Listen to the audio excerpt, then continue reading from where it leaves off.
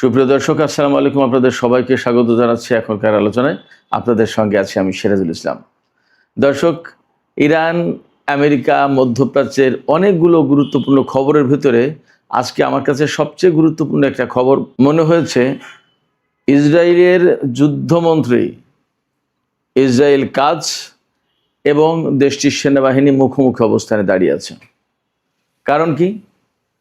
পশ্চিম তীরের সাম্প্রতিক যে গোলযোগ, এই গোলযোগের ঘটনায় একজন সেনা কমান্ডারকে বদলি করার আদেশ দিয়েছেন গত রাতে ইসরায়েল কাজ, কিন্তু সেই আদেশ প্রত্যাখ্যান করেছে ইসরায়েলের সামরিক বাহিনী, সরাসরি বিবৃতি দিয়েছে। সেক্ষেত্রে ইসরায়েলের সামরিক বাহিনী এবং যুদ্ধমন্ত্রী এখন মুখোমুখি অবস্থানে। এদিকে মার্কিন প্রেসিডেন্ট ডোনাল্ড ট্রাম্প বলেই যাচ্ছেন, আজ সোমবার অর্থাৎ 2রা আগস্ট ইরানের সাথে আমেরিকার হরমুজ প্রণালী খুলে দেওয়ার ব্যাপারে আলোচনা হবে। ইরান বলছে আমরা এটা জানি না। তবে কূটনৈতিক প্রচেষ্টা যে থেমে আছে তা কিন্তু নয়। ইরানের পররাষ্ট্রমন্ত্রী আব্বাস আরাকচি একের পর এক পাকিস্তানের সেনাপ্রধান, পাকিস্তানের পররাষ্ট্রমন্ত্রী, সৌদি পররাষ্ট্রমন্ত্রী, তুরস্কের পররাষ্ট্রমন্ত্রী, কাতারের পররাষ্ট্রমন্ত্রী বিভিন্ন লোকের সাথে যোগাযোগ করেই যাচ্ছেন। আবার তারাও ফোন করছেন। বাট মধ্যপ্রাচ্যের পরিস্থিতি এই মুহূর্তে অত্যন্ত জটিল। আমেরিকা কোথায় এসে ঠেকেছে জানেন? সমস্ত সবকিছু বাদ দিয়ে এখন হরমুজ প্রণালী খুলবে কি খুলবে না, এই জায়গায় এসে আমেরিকা ঠেকেছে। ইরান বলছে আমেরিকার জন্য হরমুজ প্রণালী বিনা শর্তে খোলা হবে না। এবং আমি অনেক আগে থেকেই বলে আসছি, হরমুজ প্রণালী বন্ধ হয়েছে, এই প্রণালী দিয়ে আমেরিকার আর জায়গা হবে না, মধ্যপ্রাচ্যে ঢোকার কোনো সুযোগ হবে না। সুপ্রিয় দর্শক, আজকের মূলত ইসরায়েল, আমেরিকা, ইরান এই যে রাজনীতির জটিল ঘূর্ণাবর্ত, এই বিষয়গুলো নিয়েই আলোচনা করব। আশা করি আলোচনা খুবই ভালো লাগবে।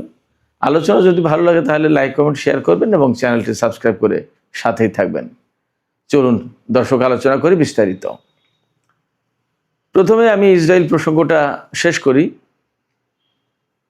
ইসরায়েলের যুদ্ধমন্ত্রী ইসরায়েল কাজ, তিনি গতকাল রাতে টেলিভিশন চ্যানেলের লাইভ অনুষ্ঠানে তিনি বলেছেন, তিনি ঘোষণা দিয়েছেন যে পশ্চিম তীর, ফিলিস্তিনের পশ্চিম তীর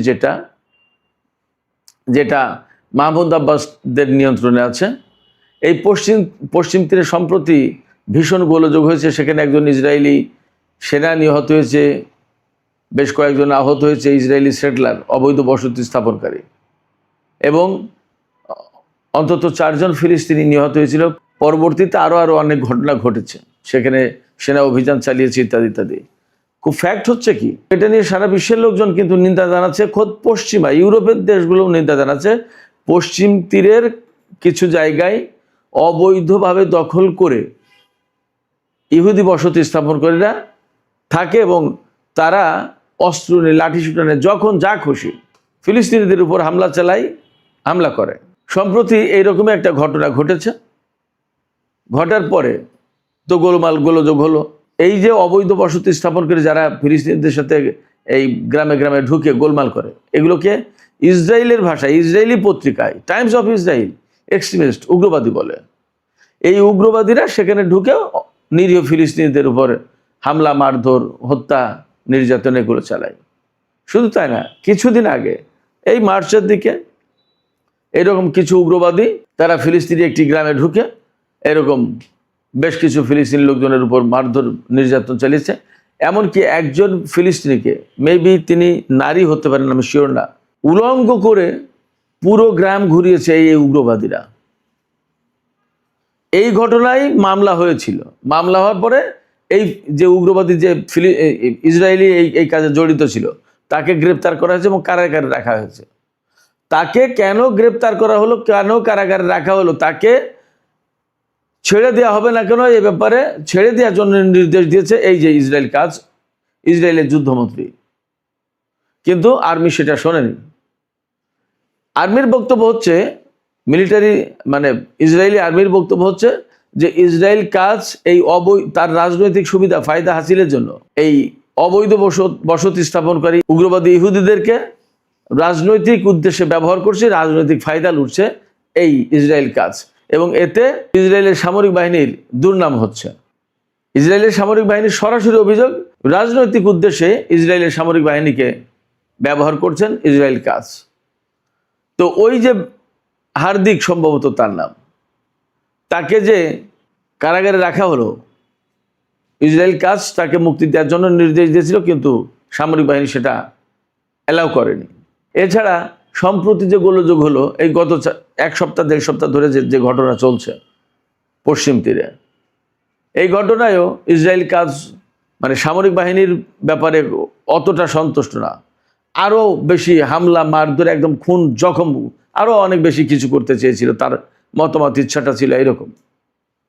কিন্তু ইসরায়েলের সামরিক বাহিনী সেইভাবে রেসপন্ড করেনি, যার প্রেক্ষাপটে ইসরায়েল কাজ গতকাল পশ্চিম তীরে যে কমান্ড আছে, IDF সেন্ট্রাল কমান্ডার যে চিফ মেজর জেনারেল আভি ব্লুথ, তাকে তার পদ থেকে সরিয়ে দিয়েছে।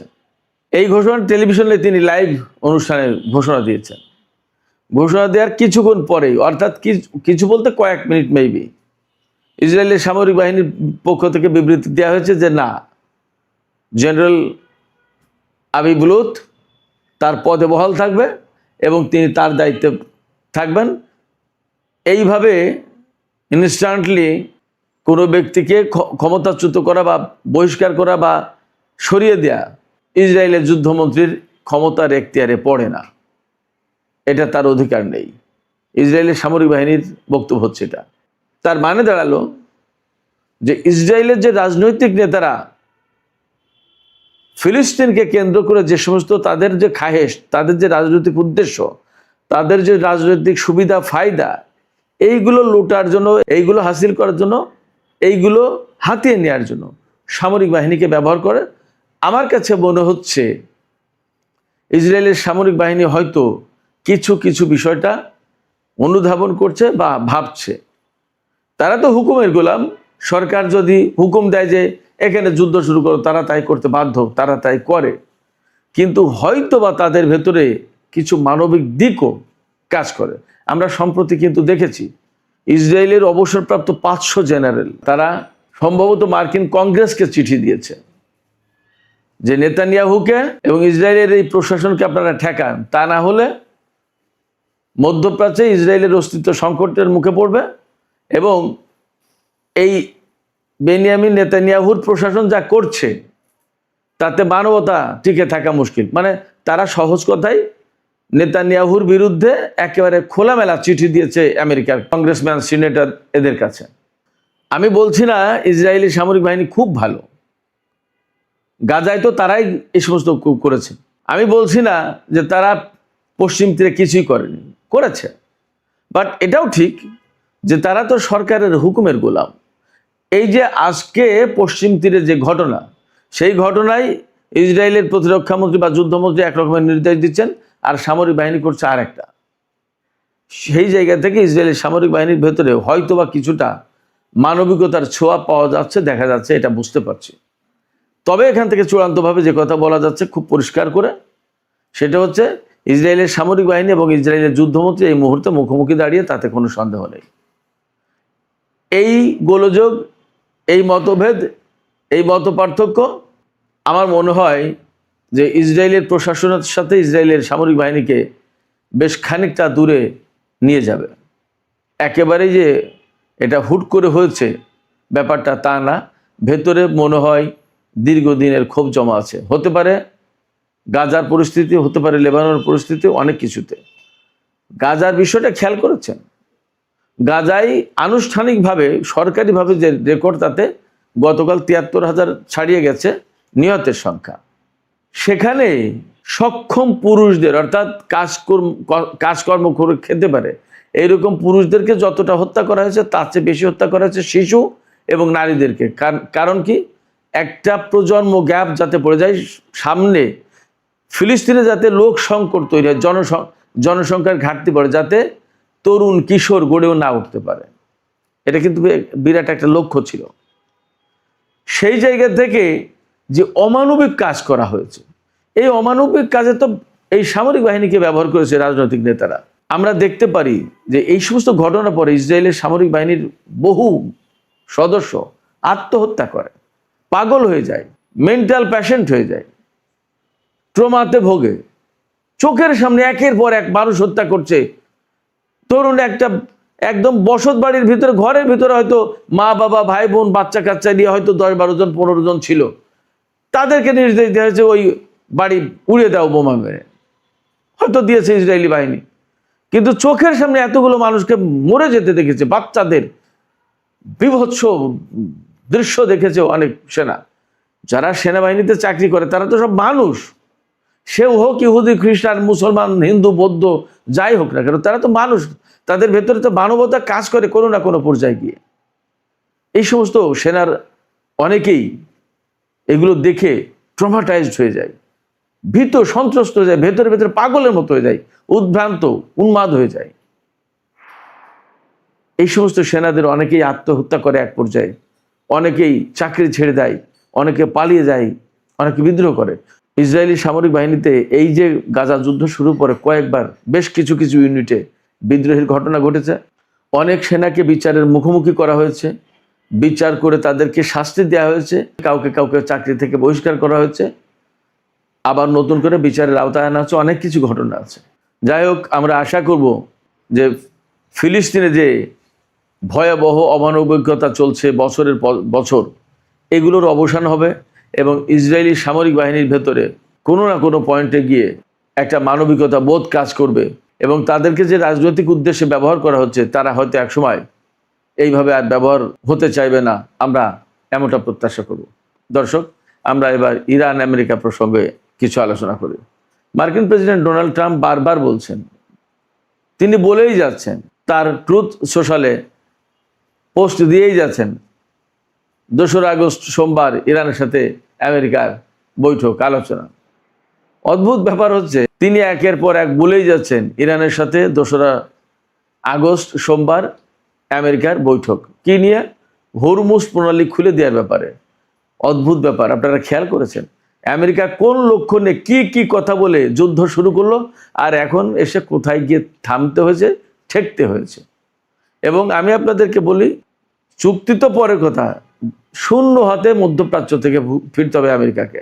কারণ হচ্ছে, তারা যে সমস্ত লক্ষ্য নিয়ে যুদ্ধ করতে এসেছে ইরানের সাথে, একটাও তাদের জন্য বৈধ লক্ষ্য ছিল না। 1, 2 হচ্ছে যে ইরান এই সমস্ত কথা বহু আগে থেকেই শুনেছে এবং ইরান সেইভাবেই প্রস্তুতি নিয়েছে। তারা জানতো যে আমেরিকাকে কোনো না কোনো পয়েন্টে গিয়ে মোকাবেলা করতেই হবে। আমেরিকাকে মোকাবেলা করতে গেলে শুধু ডিপ্লোমেসি দিয়ে হবে না, আমেরিকাকে মোকাবেলা করতে গেলে শুধুমাত্র জনগণের ঐক্য বা মুখের কথাই হবে না, লাগবে সামরিক সরঞ্জাম। ইরান দশকের পর দশক ধরে সেই সামরিক সরঞ্জাম নিজেরা কবজায় এনেছে, নিজেরা বানানো শিখেছে। ভেতরে ভেতরে এমন শিখেছে যে এখন আমেরিকায় ফেল মেরে গেছে ইরানের কাছে। আমেরিকার প্রযুক্তির চেয়ে এখন একদম নির্দ্বিধায় বলা যায় ইরানের প্রযুক্তি সুপার। আমেরিকার প্রযুক্তির ঊর্ধ্বে ইরানের সামরিক প্রযুক্তি। এই যে ড্রোন, এই যে ক্ষেপণাস্ত্র, এগুলো কিন্তু মোকাবেলা করতে পারছে না আমেরিকা ইসরায়েল। তারা এতদিন একটা খুশিতেই ছিল যে তারা সারা বিশ্বের সবচেয়ে লেটেস্ট প্রযুক্তির অধিকারী, কিন্তু ইরানের সাথে যুদ্ধ করতে এসে দেখে আসলে তারা অনেক পেছনে। ভেতরে ভেতরে ইরান অনেক এগিয়ে গেছে।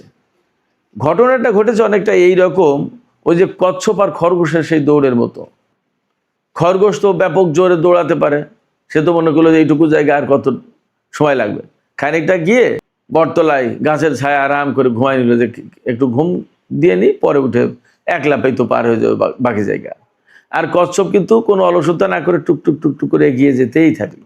খরগোশ ঘুমিয়ে থাকলো আর কচ্ছপ তার পাশ দিয়ে আস্তে আস্তে বিড়বিড় করে চলে গিয়ে খরগোশের আগে চলে গেল কচ্ছপ। আমেরিকা তার বিভিন্ন রকমের সামরিক সরঞ্জাম তৈরি করে মনে করেছিল পৃথিবীতে তার চেয়ে সেরা কেউ নেই। কিন্তু ইরানের সাথে আমেরিকা যেহেতু কোনো রকমের সম্পর্ক নেই, অতএব ভেতরে ভেতরে ইরান কি তৈরি করেছে তা কেউ জানতো না। ভেতরে ভেতরে ইরান ঠিকই অনেক এগিয়ে গেছে, যা আমেরিকা কল্পনাও করতে পারে না। তারই খেসারত এখন গুনছে আমেরিকা এবং তাদেরকে অনেক খেসারত দিতে হবে। ইতিমধ্যে মধ্যপ্রাচ্যের ঘাঁটিগুলো মোটামুটি সব চুরমার। অনেক জায়গা থেকে সেনা সরিয়ে নিতে বাধ্য হয়েছে আমেরিকা। বারবার হামলার হুমকি দিয়েও সেই হামলার হুমকি বাস্তবায়ন করতে পারে না। এই কারণে যে আমেরিকা জানে যে এই হামলা করলে হয়তো আমরা হামলা করলাম, কিন্তু তার পরের ইরানের যে রিয়াকশনটা হবে সেটা সহ্য করার ক্ষমতা মার্কিন বাহিনীর বা মধ্যপ্রাচ্যের কোনো দেশের নেই। যার কারণে আমেরিকা বারবার হামলা করতে গিয়েও এখন আর হামলা করছে না। এদিকে ওমানের সাথে ইরানের একটা চুক্তি প্রায় চূড়ান্ত হওয়ার কাছাকাছি হরমুজ প্রণালী নিয়ে। সেই চুক্তি কিন্তু ইরান এবং ওমানের ভিতরে, এটার সাথে অন্য কারো সম্পর্ক নেই। অর্থাৎ হরমুজ প্রণালী কিভাবে ইরান এবং ওমান ব্যবহার করবে সেই ব্যাপারে চুক্তি হবে। যতদূর শোনা যাচ্ছে ইরান এবং ওমানের ভিতরে এরকম একটা কথা হতে যাচ্ছে যে জাহাজ যেগুলো ঢুকবে হরমুজ প্রণালী বাইরে থেকে, যেগুলো হরমুজ প্রণালী দিয়ে পারস্য উপসাগরে ঢুকবে, সেই জাহাজগুলো কন্ট্রোল করবে ইরান, আর পারস্য উপসাগর থেকে বের হবে যেগুলো সেইগুলো কন্ট্রোল করবে ওমান। দুটো রুট থাকবে। হরমুজ প্রণালী থেকে পারস্য উপসাগরে ঢোকার রুট হবে উত্তরের পাশ অর্থাৎ ইরানের পাশ দিয়ে, আর জাহাজ যেগুলো বের হবে সেগুলো দক্ষিণ পাশ দিয়ে ওমানের উপকূল দিয়ে বের হবে। এখানে গুরুত্বপূর্ণ যে বিষয়টা সেটা হচ্ছে যে কোন জাহাজ ঢুকবে, কার জাহাজ আসবে, শত্রুর নাকি মিত্রর, ভালো নাকি মন্দ, সামরিক নাকি বেসামরিক, এইগুলো কন্ট্রোল করাটাই হচ্ছে আসল কথা। ধরুন আমেরিকা বা ইসরায়েল তাদের একটা অস্ত্রবাহী জাহাজ আনতে চায়, এই জাহাজ পারস্য উপসাগরে ঢুকতে হবে, সংযুক্ত আরব আমিরাত, সৌদি আরব, বাহরাইন, কাতার, কুয়েত বা ইরাককে অস্ত্র দেবে। কিন্তু ইরান যদি কন্ট্রোলিংয়ে থাকে তাহলে বলবে যে no, this is not allowed, এই জাহাজ যেতে পারবে না। তাহলে কিন্তু সেই জাহাজ আর পারস্য উপসাগরে ঢুকতে পারলো না।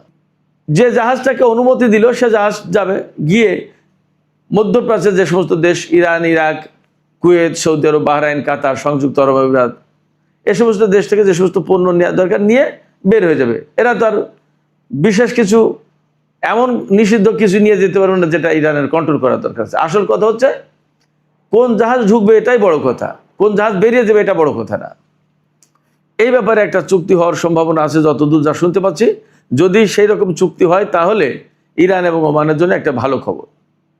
বাট ইরানের পক্ষ থেকে বারবারই বলা হচ্ছে যে এই চুক্তি কোনো মতেই আমেরিকা বা অন্য কারোর জন্য না, এটা ওমান এবং ইরানের ভেতরকার ব্যাপার। এই চুক্তি চূড়ান্ত হওয়া মানে এই না যে হরমুজ প্রণালী খুলে যাচ্ছে। হরমুজ প্রণালী কন্ট্রোল কিভাবে করা হবে, কিভাবে ব্যবস্থাপনা দায় দায়িত্ব পালন করা হবে, সেই ব্যাপারে একটা লিখিত চুক্তি থাকছে ইরান এবং ওমানের মধ্যে, নাথিং এলস। এর সাথে আমেরিকা বা মধ্যপ্রাচ্যের কোনো দেশের কোনো সম্পর্ক নেই, এটা সম্পূর্ণভাবে ইরান এবং ওমানের ব্যাপার। এপাশে মার্কিন প্রেসিডেন্ট যে বারবার বলছেন যে চুক্তির ব্যাপারে ইরান এবং আমেরিকার মধ্যে আলোচনা হবে, একটা বিষয় আমি আপনাদেরকে পরিষ্কার করি, ইরান এবং আমেরিকার মধ্যে সরাসরি কোনো আলোচনা এখনো হবে না, এবং আলোচনা নিয়ে অ্যাকচুয়ালি ইরান ভাবছেও না। বাট ইরানের সাথে সৌদি আরব, পাকিস্তান, তুরস্ক, কাতার অনেকেরই আলোচনা হচ্ছে। এই কারণে যে ভয়াবহ একটা যুদ্ধ হতে যাচ্ছিল, সেই যুদ্ধটা আপাতত থেমেছে। একটা শান্তি প্রক্রিয়ার ভিতর দিয়ে দুই দেশের মধ্যে কোনো চুক্তি করা যায় কিনা, যুদ্ধটা বন্ধ করানো যায় কিনা, ইত্যাদি ইত্যাদি। বাট একটা বিষয় আমি আপনাদের সবাইকে বলি যে ইরান এবং এই যে আঞ্চলিক যত দেশ, পাকিস্তান থেকে শুরু করে তুরস্ক, সবারই একটা টার্গেট আছে যে তারা সবাই জানে এই অঞ্চলে আমেরিকা থাকা মানেই এই গোলযোগ, দ্বন্দ্ব, সংকট থাকবেই। এই জন্য তারা সবাই চাইছে যে আমেরিকা এখান থেকে চলে যাক, বিদায় নিক, বিভিন্ন কলা কৌশল করে, আলোচনা করে, প্রয়োজনে যুদ্ধ করে, যেখানে যেটা দরকার সেইভাবে এরা ভেতরে ভেতরে কাজ করে আমেরিকাকে এখান থেকে বিদায় করে দিতে চাইছে। এটা আমার ব্যক্তিগত বিশ্লেষণ। আপনাদের কি মনে হয় আমি জানি না। যাই হোক দর্শক, আমি এখন আলোচনা শেষ করব। আলোচনা শেষের আগে আপনাদের কাছে জানতে চাই, আপনাদের কাছে কি মনে হচ্ছে, আসলে ডোনাল্ড ট্রাম্প যে ইরানের সাথে চুক্তির কথা বলছে এবং হরমুজ প্রণালী নিয়ে আলোচনায় বসবে আজকেই, তার এই দাবি কি বরাবরের মতোই অনেকটা ফাঁকা বলি, নাকি আসলেই বাস্তব কিছু হতে যাচ্ছে? আপনাদের কি মনে হচ্ছে আপনারা কমেন্টে জানাতে পারেন। আর ভিডিও ভালো লাগলে লাইক, কমেন্ট, শেয়ার করবেন এবং চ্যানেলটি সাবস্ক্রাইব করে সাথে থাকবেন। দর্শক, এখনকার আলোচনা এখানেই শেষ করছি। আপনারা সবাই অনেক অনেক ভালো থাকুন। আল্লাহ হাফেজ।